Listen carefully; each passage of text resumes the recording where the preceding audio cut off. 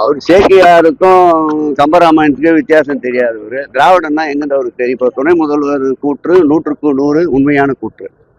SIR எதிர்த்து வந்து விஜய் வந்து ஒரு வீடியோ விட்டுருக்காருன்னா அதுல வந்து மத்திய அரசையோ இல்ல தேர்தல் அமைச்சரையும் கண்டிக்காம இது பண்ணிருக்காரு. கடைசியா நின்று நானும் ரவுடிதான் குரல் கொடுக்குற மாதிரி அது. அதான் சொல்லிட்டேன், கடைசியா நின்று நானும் ரவுடிதான் குரல் கொடுக்குற மாதிரி போராட்டம் நடத்துறாங்க மாநிலத்துல. அது என்ன மாதிரி? அதாங்க சொல்லிட்டேன், கடைசியா நின்று நானும் ரவுடிதான் குரல் கொடுக்குற மாதிரி. ஆய்வின் போது இப்ப நிறைய கண்டிப்பு அதிகமா இருக்கு. கண்டிப்பா அது கண்டிப்பா. ஒரு நிமிஷம் அதை கண்டிப்பா எப்படி எடுத்துட்டு ஒரு நிமிஷம் பணியை விரைவுபடுத்த சொல்றோம். சொல்லக்கூடாதுன்னா சொல்லுங்க. பணியை விரைவுபடுத்த வேண்டியது தானே. அதாவது திட்டங்கள் வந்து தாமதிக்கப்படுகின்ற நீதி மறுக்கப்பட்ட நீதிக்கு ஒப்பாகும் பண்ணுவாங்க. அதே மாதிரி மக்கள் பயன்பாட்டிற்கு கொண்டு வர வேண்டிய அந்த திட்டங்கள் விரைவாக மக்கள் பயன்பாட்டிற்கு கொண்டு வர வேண்டும் என்று மாண்புமிகு முதல்வர் உத்தரவிட்டிருக்கின்றார்.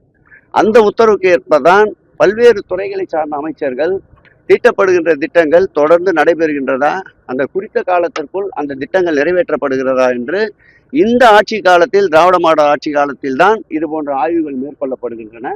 அந்த ஆய்வுகளில் சம்பந்தப்பட்ட ஒப்பந்ததாரர்கள், பொறியாளர்கள் இவர்களை அழைத்து வைத்து பணிகளை விரைவுபடுத்த சொல்லி அவர்களுக்கு அறிவுறுத்துகிறோம். அது கண்டிப்பல்ல, அறிவுறுத்தல்.